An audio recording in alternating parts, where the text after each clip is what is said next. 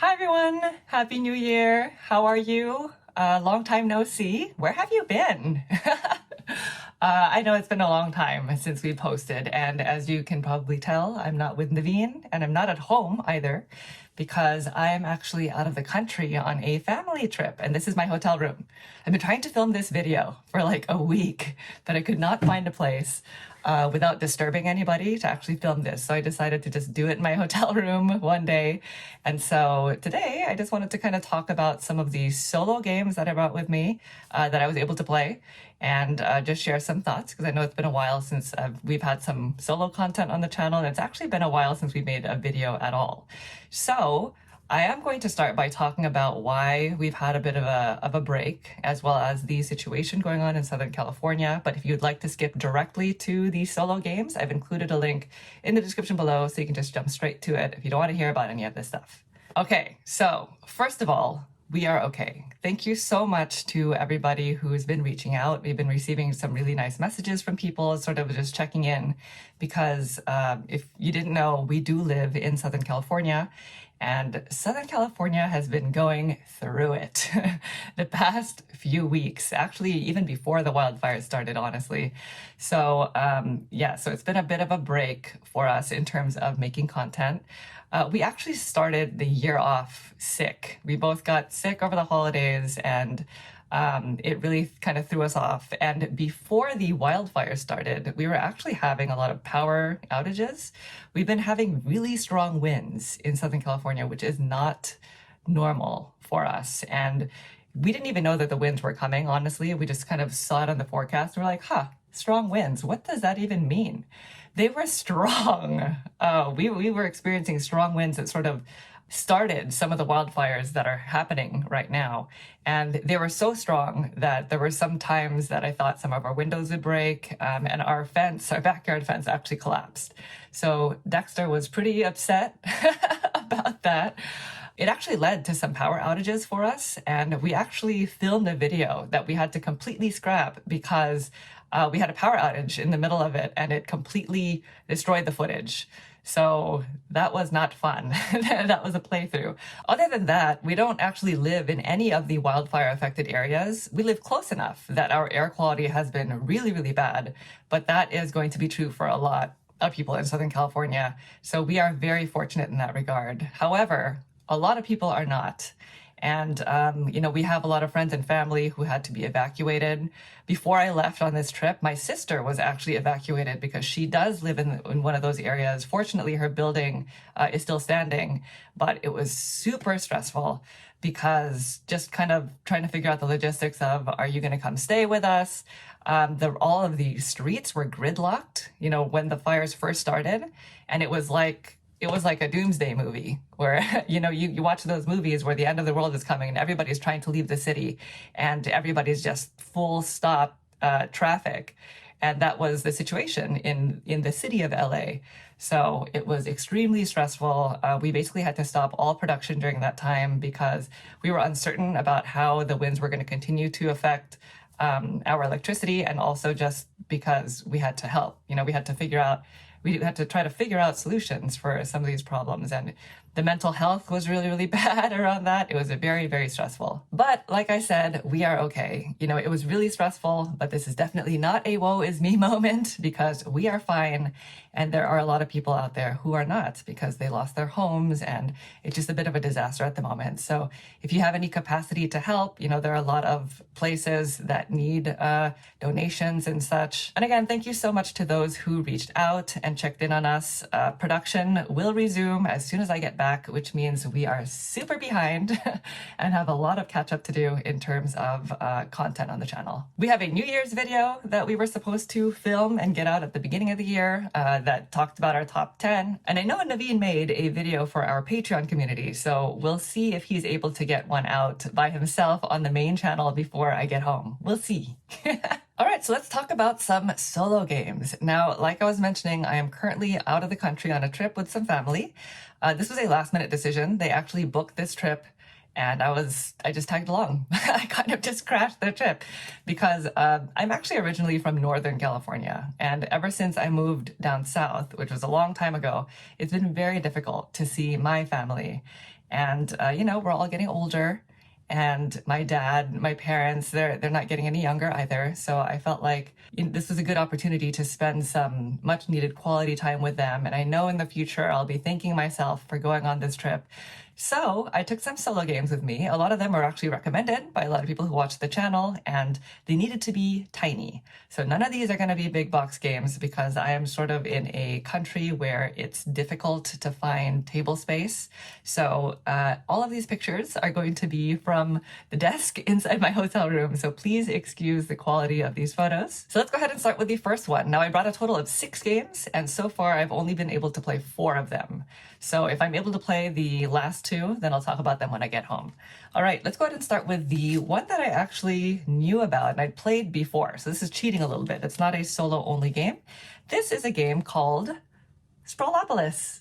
It's a button shy game. A majority of these are going to be button shy games because if you're not familiar with these are 18 card games, I believe, that all come in this little wallet.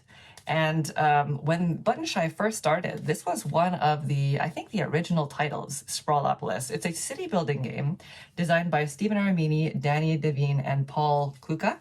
And it's actually not a solo only game. It's a cooperative game for multiple players, I think maybe up to 4, where you're building out a city with cards.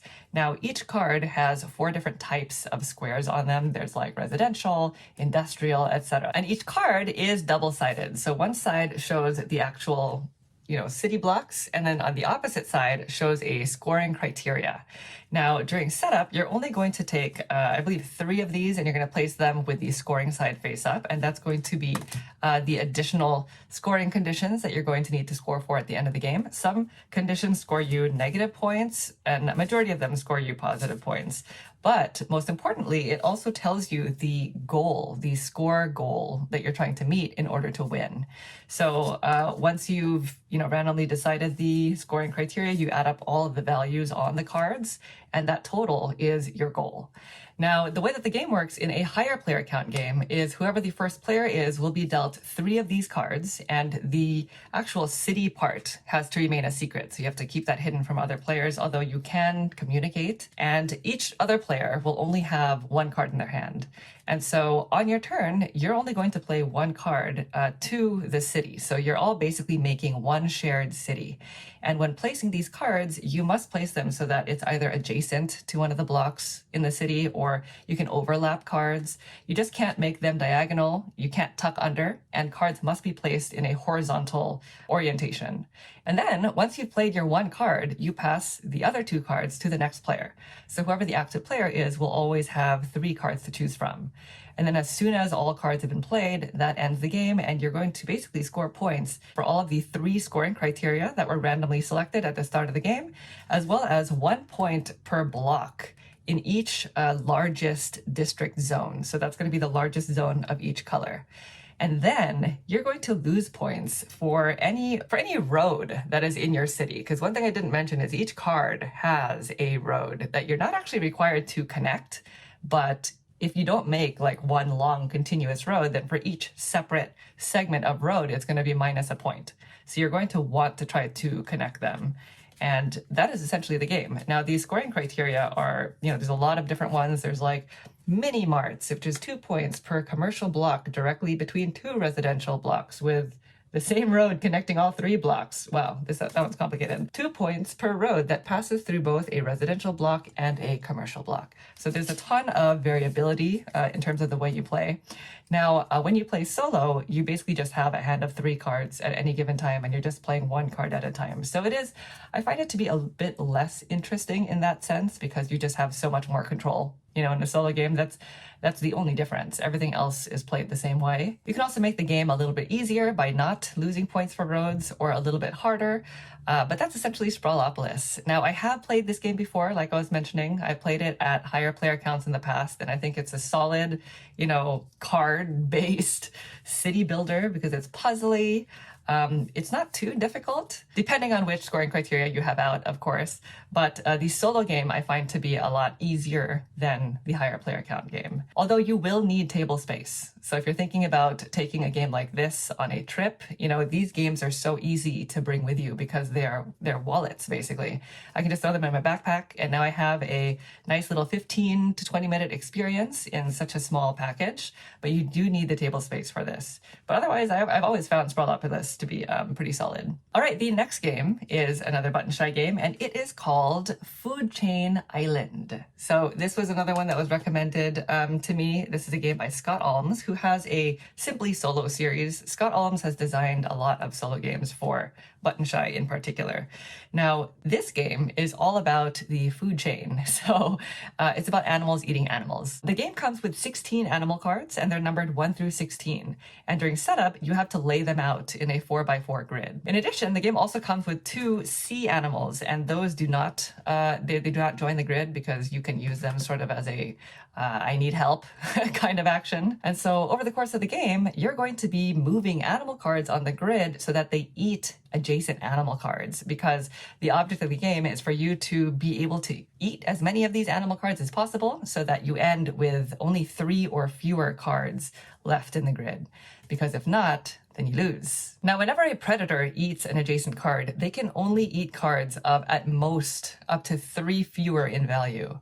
So you can't just eat anybody. And they actually have some really interesting card artwork. Like this is the spider eating the ant, which I believe is a value 1. So that's a bit disturbing, but the artwork is actually really cute. And when the predator eats an animal, it forms a stack. So the predator always stays on top. Now that's important because these cards also have special abilities. And after the predator eats, you are required to activate the ability, even if it does not benefit you. So that is where the puzzle aspect comes into play. Because some abilities will require you to move animals around the grid, and they're not limited to the 4x4.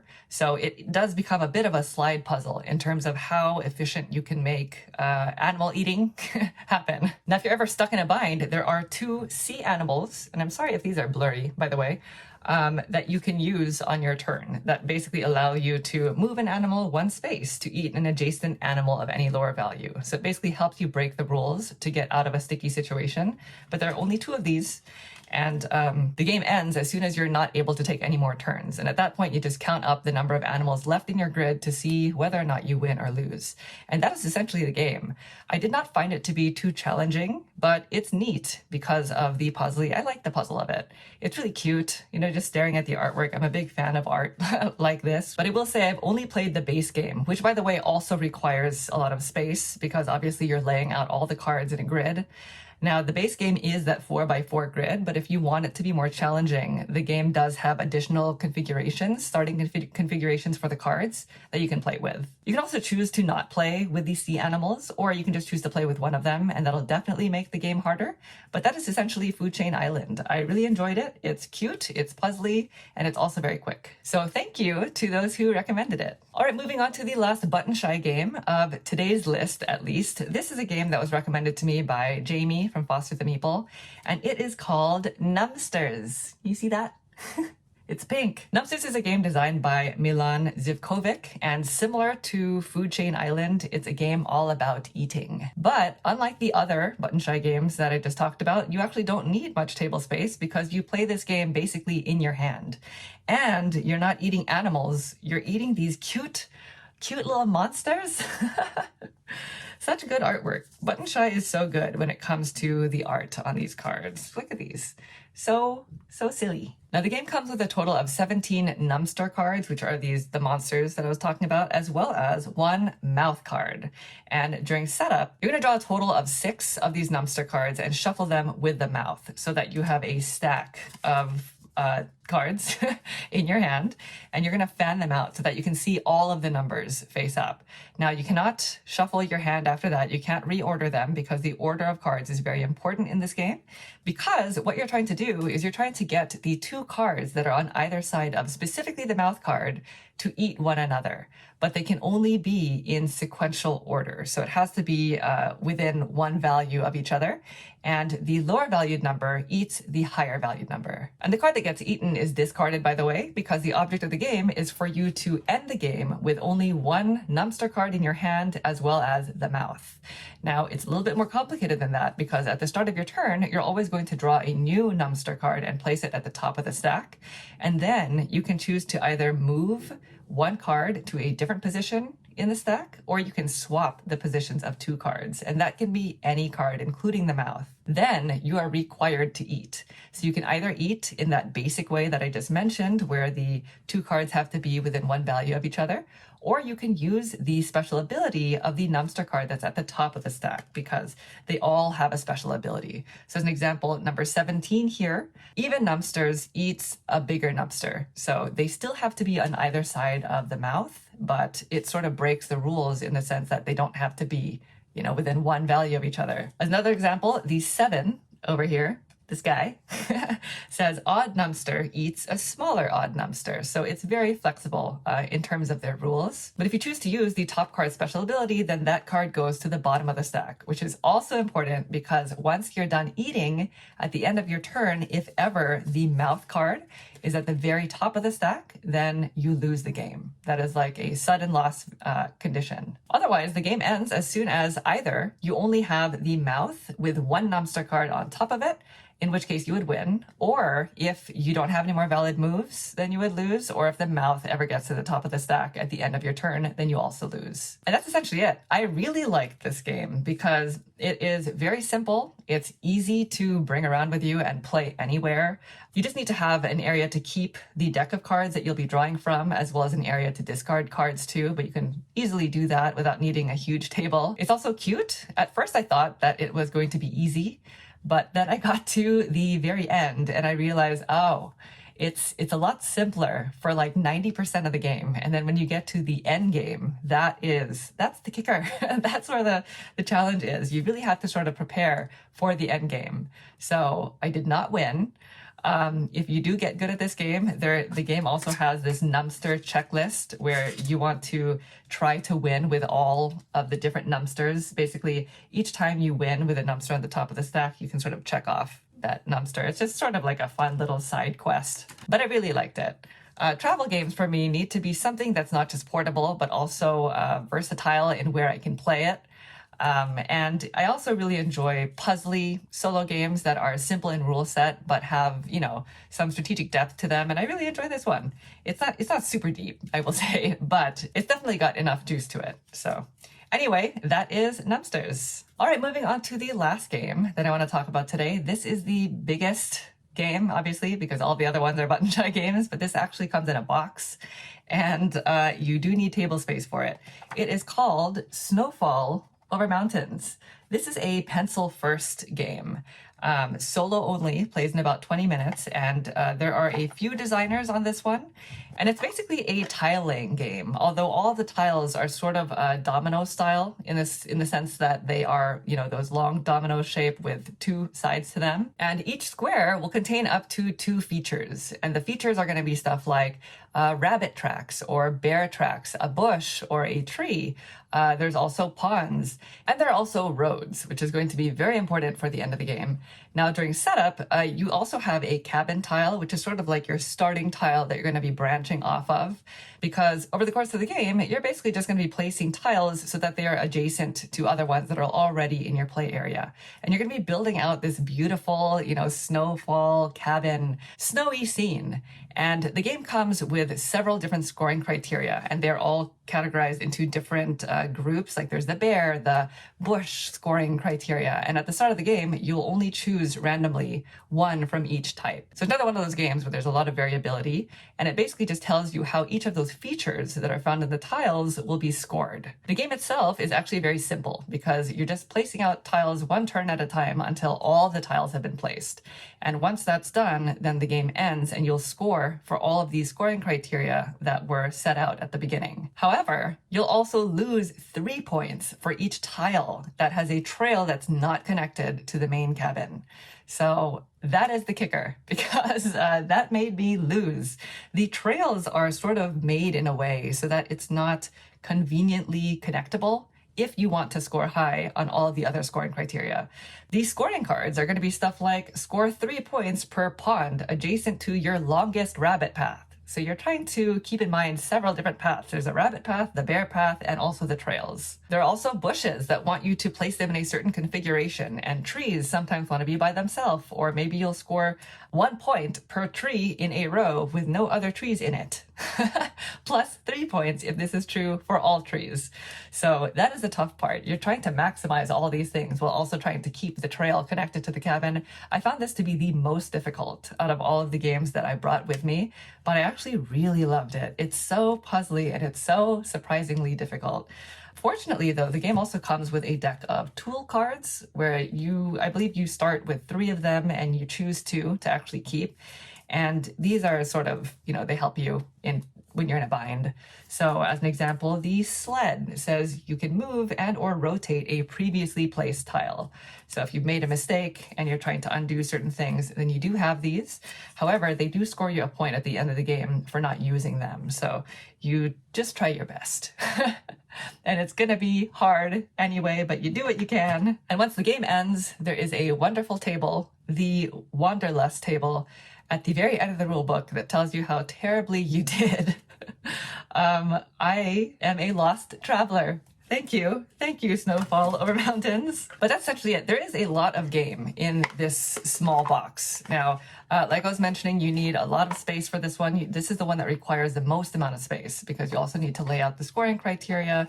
But everything sort of packs into this box in a really neat way. I thought the design of the interior here was really good, and Pencilverse is really good about publishing games in that way. But anyway, I really enjoyed it. I love the theme. I'm a big sucker for like holiday themed, anything remotely close to holiday themed games. I really enjoy that. It's already like plus 5 mood, but the gameplay is really good. It's really tough. I found it to be really difficult. So I'm going to have to give that one another go. But that's essentially it. Like I said, I brought a total of 6 games. So there are 2 more games that I did not talk about today. I will try to get them played and then talk about them when I get back home. But otherwise, that is it for me for now. I hope you all are doing well. Please let me know what games you've been playing. If you are in Southern California, I really hope the best for you, especially if you're in the wildfire affected areas, because like I said, we know a lot of people in those areas because unfortunately there are several wildfires and they are in different parts of Southern California. And it's not even a wildfire season. Please be happy and healthy. I'm returning home in a few days and I'll be back with Naveen and we're going to be hitting the ground running because we have to. So thank you again so much. I'll see you later. Bye.